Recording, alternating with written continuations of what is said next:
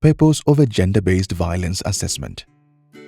Gender-based violence or GBV takes place everywhere, particularly in emergencies. How do we know who is at most risk for GBV? How and where to target our GBV interventions?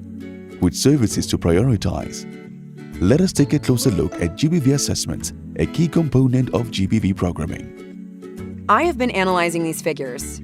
Since we have so few GBV cases here, addressing GBV is not a priority for our context. Let's take a closer look. Remember, GBV is underreported in all settings.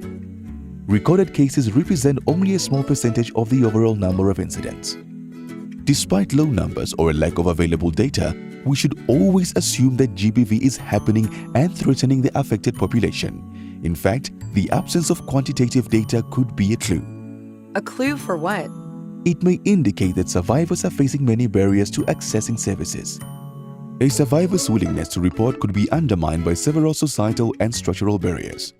These include social stigma, shame, mistrust in health and security institutions, mandatory reporting requirements, fear of retaliation, lack of awareness, and lack of access to referral services.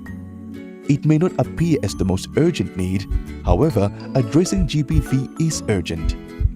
GBV programming is life-saving. Essential services and other measures to address GBV must be put in place at the onset of an emergency. Does this mean that evidence that GBV is happening is not required to initiate GBV interventions? Exactly. GBV assessments do not aim to identify individuals or group of survivors. They never serve to determine whether GBV is happening or its prevalence. Then what are GBV assessments for? GBV assessments help us to understand the nature and scope of violence against women and girls in a specific context, the specific protective and risk factors of the population, and gaps in the quality and availability of response services. They help ensure that programs across all sectors are based on this understanding and facilitate the design of more appropriate responses.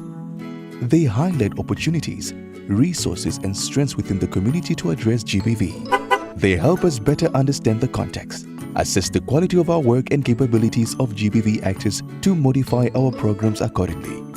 For UNHCR, GBV assessments inform planning, monitoring and evaluation of GBV programs in ways that prevent and mitigate the risk of GBV, as well as improve response services for survivors. We can also use GBV assessments as an advocacy tool. They can help increase funding and action towards addressing GBV. Remember, good assessments produce good interventions. Thanks. I understand now the importance of a GBV assessment to our work in supporting survivors and persons at risk.